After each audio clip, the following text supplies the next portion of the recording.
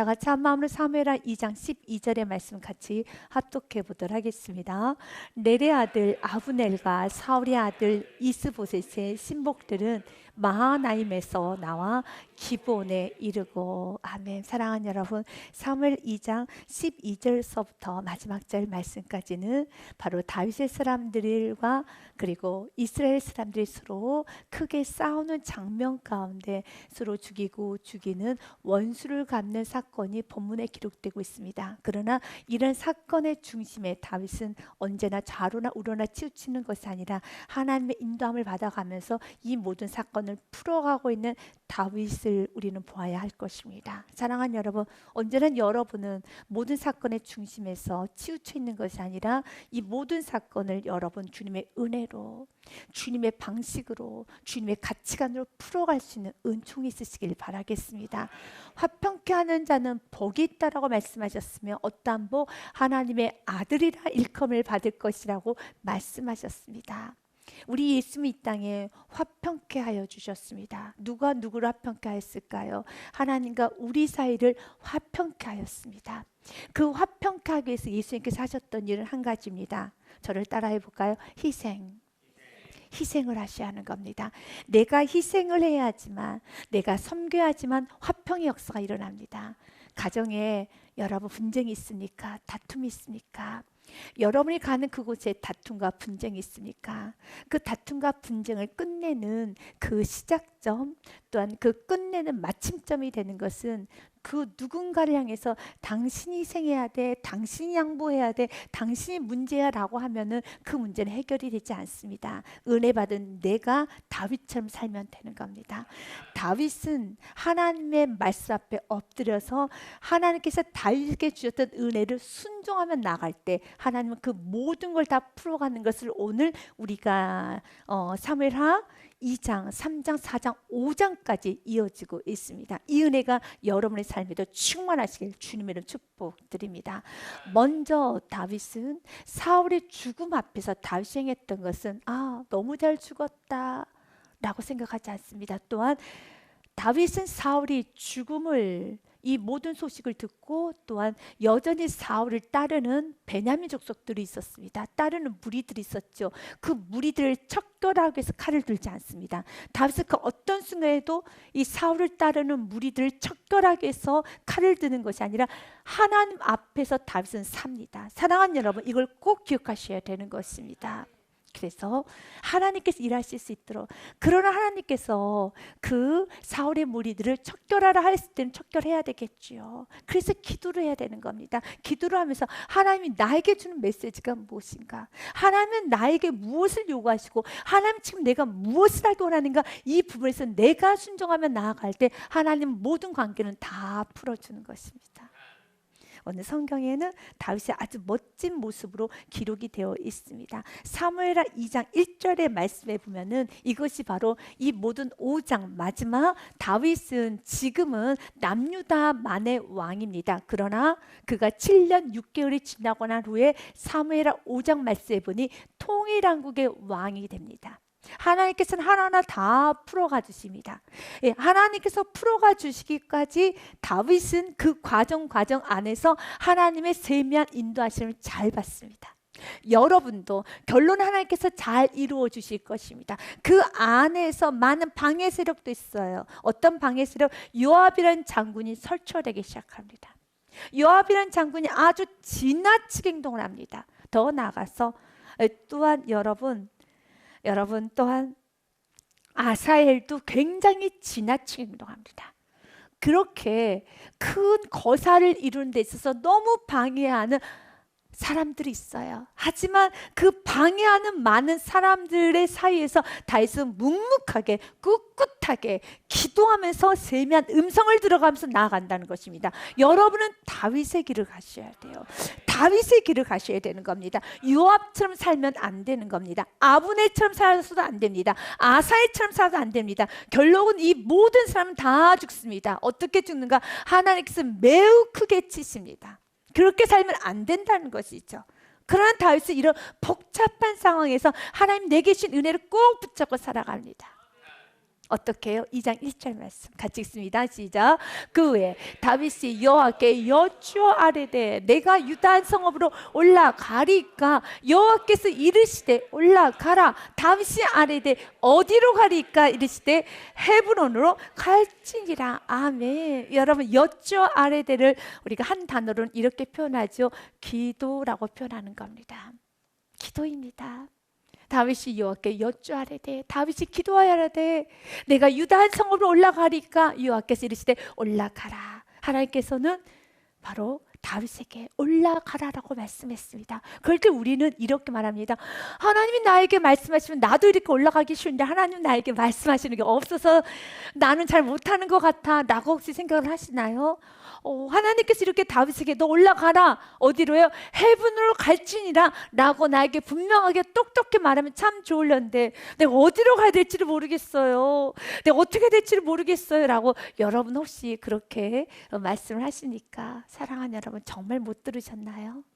하나님께서 여러분에게 뭐라고 말씀하시는지 못 들으셨나요? 하나님께서 여러분에게 뭐라고 말씀하시는지 정말 모르시나요? 가정 안에서 어떻게 행동하기를, 여러분 교회 안에서 어떻게 행동하기를, 내가 직장 안에서 나의 삶 속에서 내가 어떻게 행동하기를 정말 모르시나요? 너무 분명하게 들으셨죠. 다윗은 헤브론으로 갑니다. 다윗은 헤브론이 아니라 다윗은 이제는 사울 왕이 죽었기 때문에 다윗이 이성적으로 생각해 보면 지금 이 사울 왕을 따르는 그 몇 안 되는 그 이스라엘 사람들이 어떤 면에서 자신이 포용하고 자신이 다스렸으면 좋겠다는 생각도 들었을 것입니다. 이것은 욕심이 아닙니다. 야망이 아닙니다. 야욕이 아닙니다. 저렇게 내버려 뒀다가는 더 무너지게 될 것이 너무 잘 보이기 때문에 얼마든지 앞설 수도 있었을 것입니다. 내 생각에 내 이성이 지금 이렇게 하는 게 옳아, 지금 이렇게 해도 괜찮을 것 같다라는 우리의 이성. 그러나 주님께서 나에게 뭐라고 말씀하십니까? 어떻게 인생을 살기 원하십니까?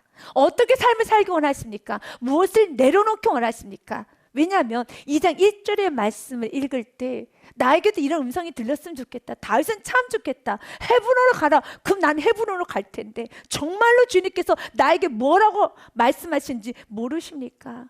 그런데 2장 1절의 말씀을 저도 묵상해 보면은 내 인생 가운데 참 많이 주님은 너무 명확하게 헤브론, 영적인 땅입니다.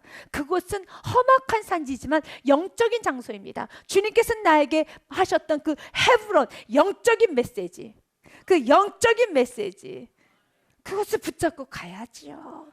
주님께서 여러분에게 뭘 내려놓으라고 하십니까? 그 영적인 메시지. 헤브론은 영적인 땅이에요. 헤브론은 그 땅은 험준한 땅이지만 영적인 장소예요. 주님께서 나에게 주셨던 그 영적인 메시지, 나에게 주셨던 영적인 메시지를 잘 듣고 그 말씀들을 그대로 묵묵히 살아갈 때 하나님은 역사하여 주십니다. 그래서 다윗은 주님께 묻습니다. 헤브론으로 갑니다. 그때 다윗에게 이런 소식이 들려오지요. 5절부터 7절 말씀에 보니 다윗이 길랏 야베스 사람들에게 전령들을 보내어 그들에게 이르되 너희가 너희 주 사울에게 이처럼 은혜를 베풀어 그를 장사했으니 여호와께 복을 받을지어다 라고 말합니다. 그에게 소식이 들렸어요. 사울을 잘 마무리했다는 그 소식을 들었어요. 그때 이들은 사울의 죽음까지도 많이 애도하고 그 사울의 죽음을 잘 장사했다는 것은 조금 달리 생각해 본다면 사울을 따르고 아직도 마음에는 사울이 죽었지만 사울을 왕으로 주로 모시고 있구나라고 생각하면서 저런 인물들은 조금 경계해야 돼. 저런 인물들은 조금 조심하면서 나의 적으로 봐야 돼 라고 생각할 수도 있겠죠. 그러나 다윗은 그렇게 하지 않습니다. 믿음이 있는 사람은 의심하고 경계하고 적으로 생각하지 않아요. 여러분들이 점점 의심이 많아진다면, 점점 경계가 많아지고, 점점 이렇게도 의심하고 저렇게도 의심하고, 여러분의 인생이 꼬투리를 잡는다고 하죠. 꼬투리만을 잡고 상대방의 흠만을 잡으려고 이렇게 귀가 번쩍 떠 있는 인생이라면 여러분 빨리 그 생각을 내려놓으십시오. 실력을 늘리십시오. 실력을 늘리십시오. 믿음을 키우십시오.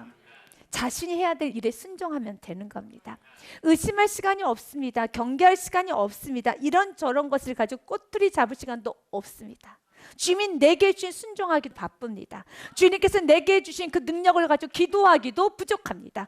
여러분, 주님께서 나에게 하시는 말씀에 내가 순종하면 나아가기도 바쁩니다. 지금 다윗은 경계하는 데 신경을 쓰는 것이 아니라 하나님께서 나에게 주는 그 메시지에 순종을 어떻게 더 잘 명확하게 더 내가 정확하게 할 것인가에 집중, 나의 모든 에너지를 다 쏟고 있습니다. 다윗의 길을 가십시오. 다윗을 길을 가십시오. 치졸한 사람들의 길을 가면 안 되는 것입니다. 너무 저급한 길입니다. 이런 길의 인생에는 발전이 없습니다. 미래도 없습니다. 여러분, 하나님 나라에 크게 쓰임 받아야죠. 크게 쓰이는 받는 사람은 여러분 의심하고 경계하는 그런 삶을 사는 것이 아니라 내게 주신 은혜 붙잡고 나아가지요. 그래서 주님께서는 오늘 우리에게 이렇게 말합니다. 디모데후서 4장 7절부터 11절 말씀해 보니 나는 선한 싸움을 싸우고 나의 달려갈 길을 마치고 믿음을 지켰으니. 꼭 기억하십시오. 선한 싸움 싸우고 달려갈 길을 마치고 믿음을 지키십시오. 8절 말씀에도요, 이제후로는 나를 위하여 의의 면류관이 예비되었으므로 주 곧 의로우신 재판장이 그날에 내게 주실 것이며 나에게만 아니라 주의 나타나심을 사모하는 모든 자에게도니라 하면 하나님 앞에 상급받을 그날을 기대하며 달려가야 되는 겁니다. 이것이 우리의 목표가 되어야 되는 겁니다. 그날 그 목표와 비전을 놔버리게 되면은 과거 사울 왕처럼 자리에 연연해요. 사람들을 의심해요. 그리고 사람들 소리에 더 귀가 커져가요. 그러나 그 마음 안에 비전이 있는 사람은 원한을 갚으려고 여러분 인생을 살지 않아요. 사람들의 평가에, 사람들의 소리에 인생이 자주지지 않아요. 비전을 가슴에 품어야 되는 겁니다. 하나님 앞에 서야 될 그날을 꿈꾸십시오. 하나님 앞에 서야 될 그날을 기대하십시오. 하나님의 나라가 그래서 마음 안에 있어야 되는 겁니다. 왜냐하면 여러분이 생각해 보십시오. 지금 다윗의 이 행동 5절부터 7절까지의 이 행동이 우리가 보기에는 그냥 다윗이 사울에 따랐던 사람, 사울에게 장사를 잘 지냈던 사람에게 칭찬해 주는가 보다라고 단면적으로 보면 안 되는 겁니다. 이렇게 하는 것은 다윗에게 있어서는 무척 어려운 일입니다. 왜 그러나요? 여러분, 본문의 말씀 5절부터 7절 말씀에 보면 다윗이 뭐라고 말합니까? 사울의 장사를 잘 치렀던 야베스 사람들에게 전령을 보내서 이렇게 칭찬을 하잖아요.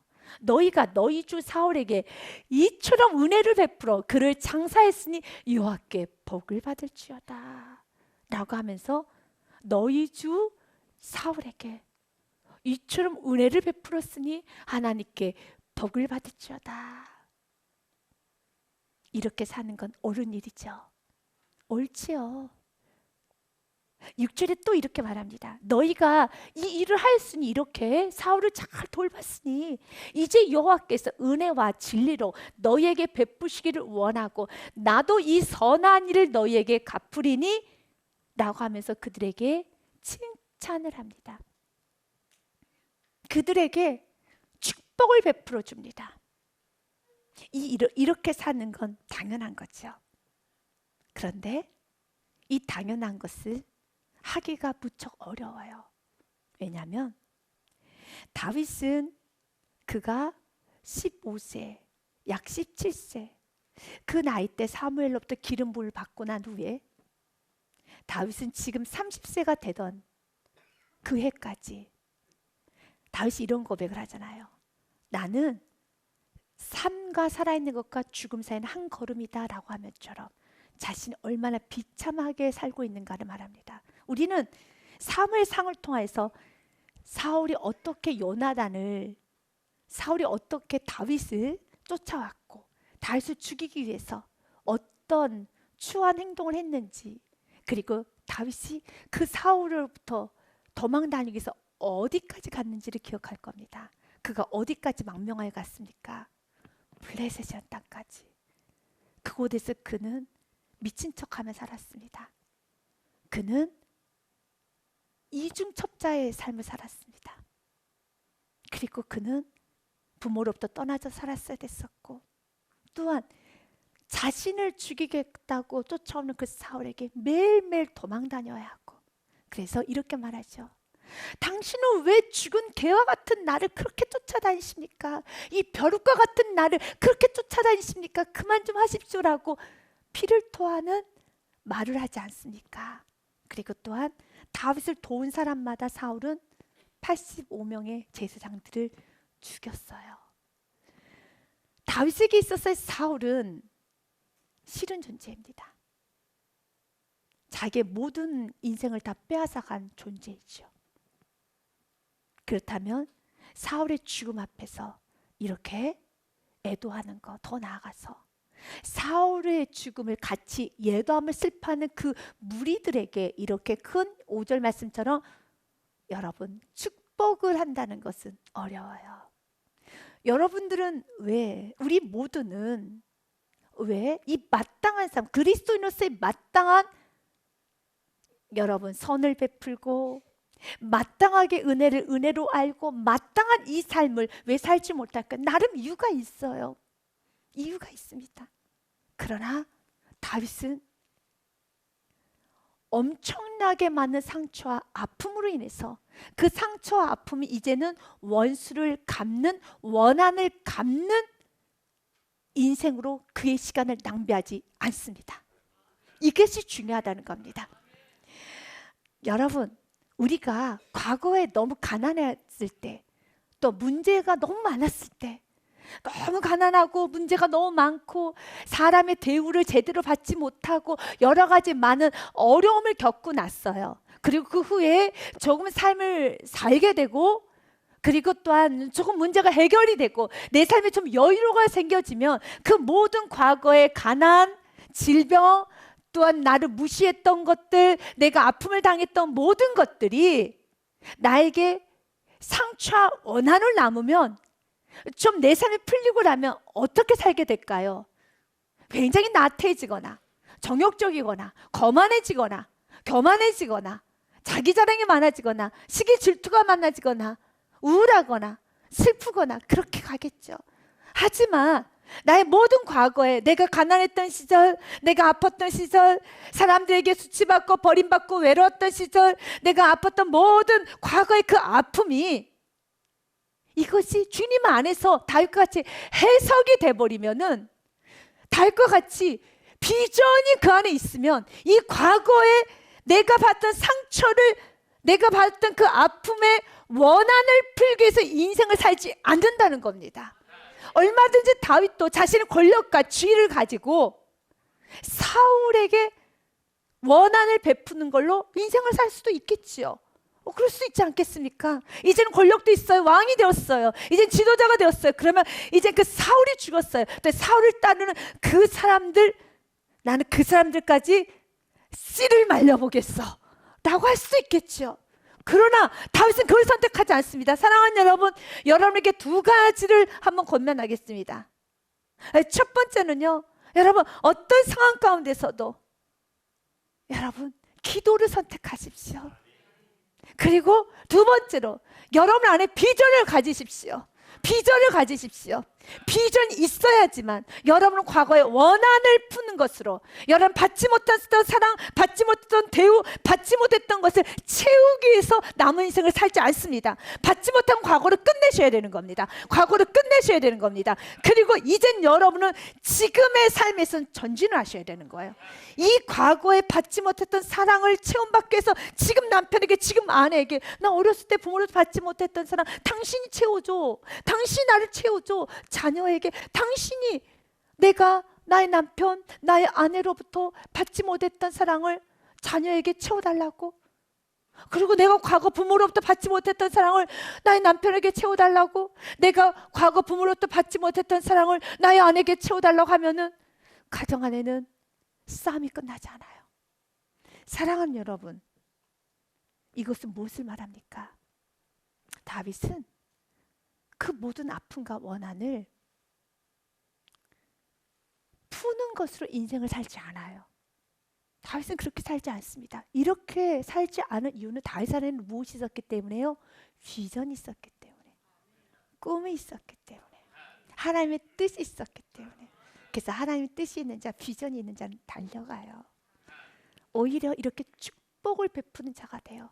그가 축복만 베풀지 않습니다. 6절 말씀에 이어서 7절에 이렇게 말을 합니다. 같이 읽어보도록 합니다. 이제 너희는 손을 강하게 하고 담대할지어다. 너희 주 사울이 죽었고 또 유다 족속이 내게 기름을 부어 그들의 왕으로 삼았음이니라. 당당합니다. 여러분, 축복을 제대로 여러분 선포하며 자신 안에 꼬이는 게 없다고 하지요.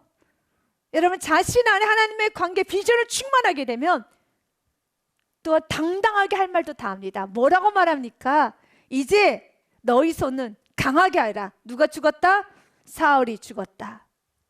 정확히 말합니다. 사울 죽었어. 끝났어. 이제 사울 뒤쫓아가지 마. 이 말인 것입니다. 사울 죽었어. 끝났어. 또 유다 족속이 내게 길을 벗어 내가 왕이야. 얼마나 당당합니까? 비전이 있는 자는 당당합니다. 하나님의 꿈이 내 안에 있는 자는 당당합니다.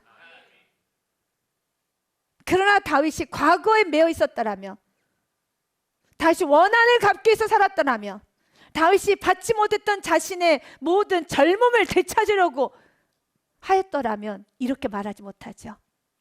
말하지 못합니다. 항상 불안합니다. 왜요? 또 내 자리를 누가 노리는 거 아니야? 저 사울의 잔존 세력이 나의 자리를 탐하는 거 아니야? 끊임없는 의심, 끊임없는 경계. 그러면 누가 행복하지 않을까요? 그렇지요. 다윗이 행복하지 않아요.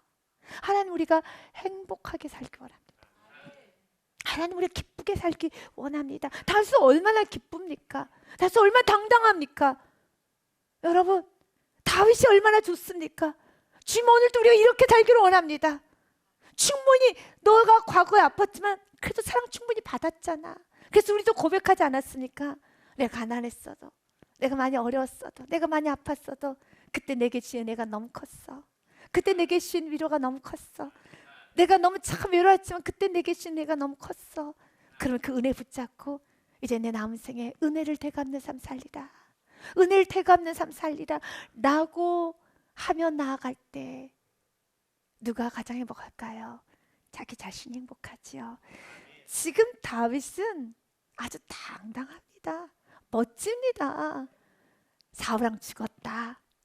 이제 내가 왕이다. 얼마나 멋지고 근사합니까?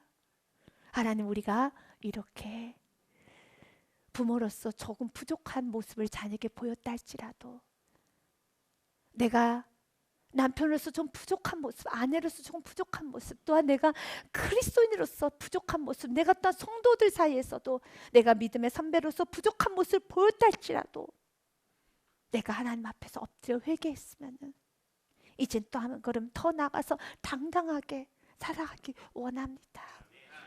이런저런 변명 핑계로 우리가 살아가는 것이 아니라 하나님 앞에서, 하나님 감사합니다.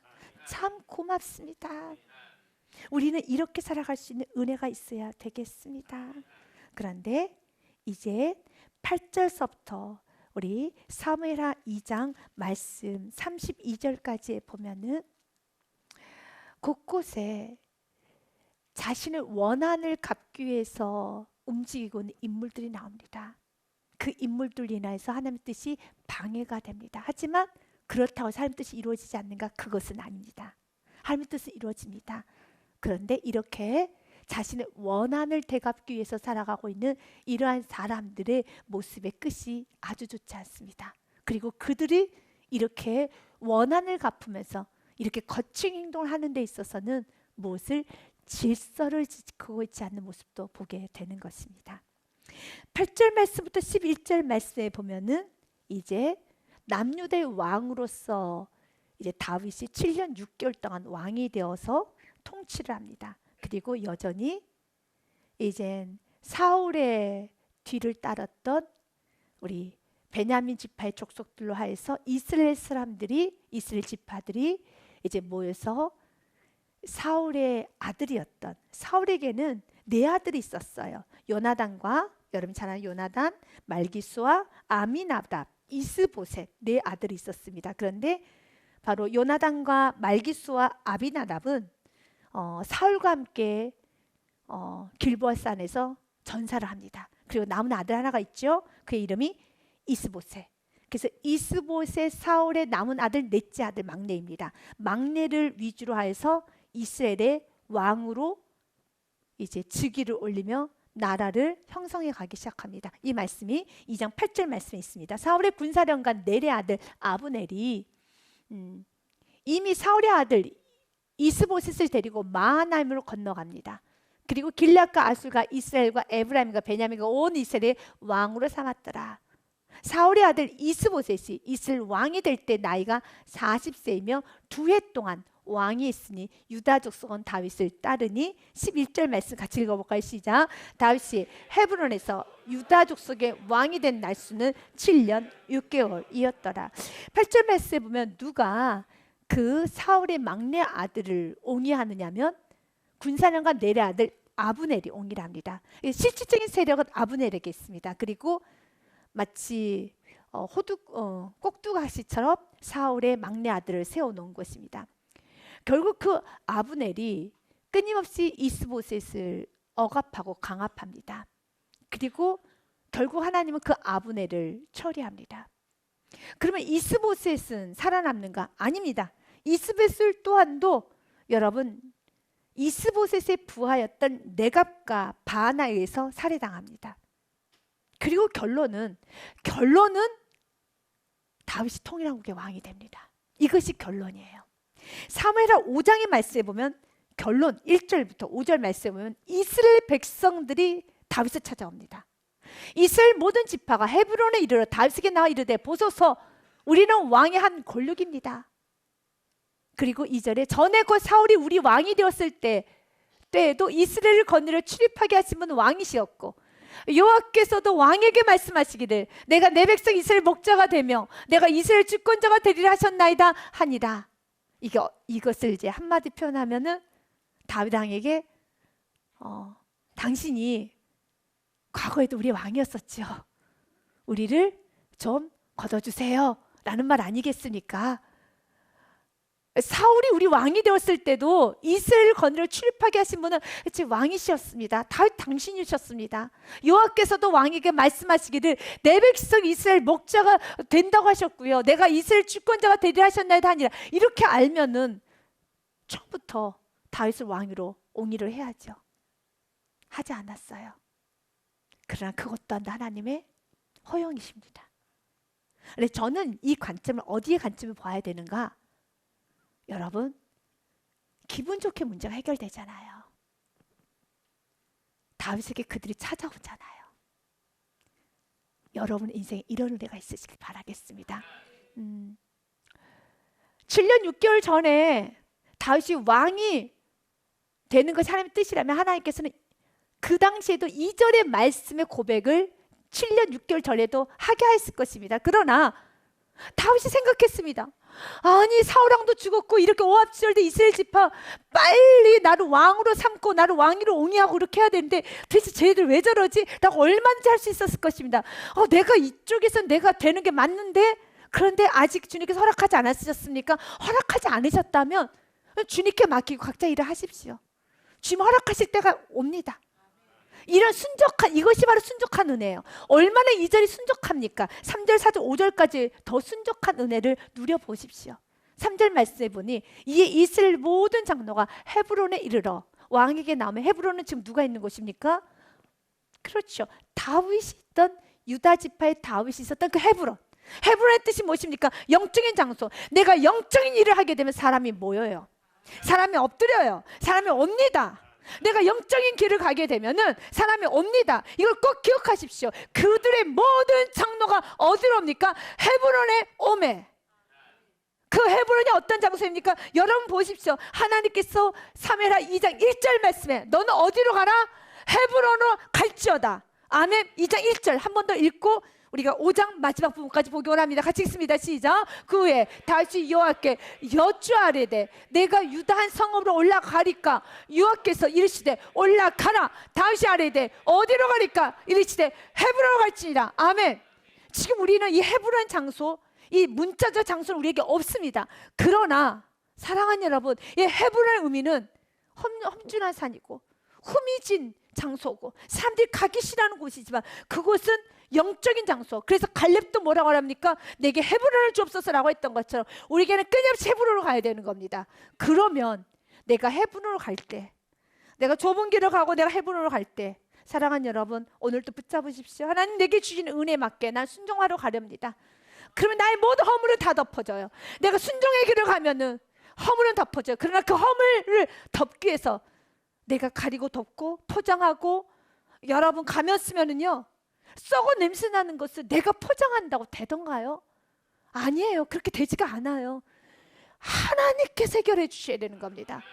주님은 약속합니다. 5장의 말씀에 보니 이렇게 되어 있죠. 장로들이 어디로 왔습니까? 3절 말씀에 보니 이에 이스라엘 모든 장로가 헤브론에 이르러 왕에게 나오매 다윗 왕이 헤브론에서 여호와 앞에 그들과 언약을 맺음에 그들이 다윗에게 기름을 부어 이스라엘 왕으로 삼으니라. 아멘. 하나님, 내 인생에 언제나 나는 헤브론에 있을 것입니다. 헤브론에 있을 것입니다. 그리고 그 헤브론이 너무 외롭기도 해요. 헤브론이 너무 힘들기도 해요. 그러나 헤브론으로 갑니다. 영적인 부분에 난 순종하고 갑니다. 반드시 이 말씀은 그대로 이루어집니다. 하나님의 때가 있어요. 4절 말씀해 보니 다윗이 나이 30세에 왕이 올라 40년 동안 다스렸으되 5절 말씀 같이 읽겠습니다. 헤브론에서 7년 6개월 동안 유다를 다스렸고 예루살렘에서 33년 동안 온 이스라엘과 유다를 다스렸더라. 이렇게 해서 다윗은 40년간의 통치를 합니다. 우리는 온 이스라엘 유다 통일한 그 왕으로 처음부터 오르고 싶겠죠. 그러나 하나님께서는 그 과정에 하나님은 좀 척결하고 해결될 사람들이 있기 때문에 주님께서 하나씩 해결하기 시작해 갑니다. 그러면서 오늘 본문의 말씀에 보니 12절부터 17절 말씀에 보니 이젠 유다 지파의 왕으로 다윗이 이스라엘 지파의 왕으로 이제 사울의 넷째 아들이었던 이스보셋이 왕이 됩니다. 그런데 12절 말씀에 보니 바로 아브넬과 요압이 서로 대결하자라고 합니다. 12절 말씀에 보니 넬의 아들 아브넬과 사울의 아들 이스보셋 신복들은 마하나임에 나와 기브온에 이르고 13절 말씀에 보니 수류의 아들 요압, 여기서 수류의 아들 요압은 다윗의 신복과 함께 온 그 요압 장군을 말합니다. 다윗 편이라고 생각하면 됩니다. 다윗의 장군입니다. 수레의 아들 요압과 다윗의 신복들도 나와 기브온 목가에서 그들을 만나 함께 앉으니 이는 못 이쪽이요 그는 못 저쪽이라 하며 아브넬이 요압에게 이르되 원하건대 청년들이 일어나서 우리 앞에 겨루게 하자. 요압이 이르되 일어나게 하자 하며 15절 말씀에 보니 그들이 일어나 그 수대로 나아가니 베냐민과 사울의 아들 이스보셋 편에 12명이 쓰고 다윗의 신복 중에 12명이 있습니다. 그리고 16절 말씀에 그들이 각기 싸웁니다. 그건 다윗이 원하는 게 아니었습니다. 그 요압 장군은 또한 사울의 넷째 아들을 옹이했던 아브넬은 야욕과 욕심에 한이 없습니다. 끝이 없습니다. 자꾸 전쟁을 일으킵니다. 자신의 욕심에 의해서. 그래서 다윗은 끊임없이 이들을 끊임없이 징계하고 왜 너희들은 이렇게 하느냐? 왜 너희들은 이렇게 하느냐? 사랑하는 여러분, 이들 또한 이유가 있습니다. 나라를 지키기 위한 다윗에게 충성심. 그러나 그 안에는 욕심이에요. 사랑하는 여러분, 우리가 하나님의 나라가 내 안에 있지 않으면 하나님의 영광이란 이름 아래 합리적으로 불순종을 하면서 내가 자녀를 키웠어야 되기 때문에 내가 지금 이런 상황에서 이렇게 할 수밖에 없었기 때문에 내가 이렇게 할 수밖에 없었기 때문에 주님 말합니다. 자녀는 하나님이 키운단다. 하나님의 나라가 있어야지만 이렇게 앞서지 않는 겁니다. 지금 다윗은 평화를 선포하고 합니다. 계속 평화를 선포하고 갑니다. 그러나 이들은 뭘 합니까? 전쟁을 합니다. 그 전쟁이 16절 말씀에 보니 리얼하게 표현을 해냈어요. 너무 리얼해서 그냥 제가 읽겠습니다. 각기 상대의 머리를 잡고 칼로 상대의 옆구리를 찌르매 일제히 쓰러진지라. 그러므로 그곳에 헬과 핫수림이라 일컬었으며 기브온에 있더라라고 되어 있습니다. 사랑하는 여러분, 성경에서 이렇게 구체적으로 표현할 때 이유가 있어요. 쓸데없는 잔인함이라는 겁니다. 머리를 잡고 칼로 상대방 옆구리를 찌르고, 지금 이 둘은 하나 될 통일왕국의 다 같은 이스라엘 사람들인 것입니다. 그런데 누가 이 일을 일으켰습니까? 다윗의 장군이었던 요압이, 또한 북이스라엘 장군이었던 아브넬이 서로 한번 겨루자.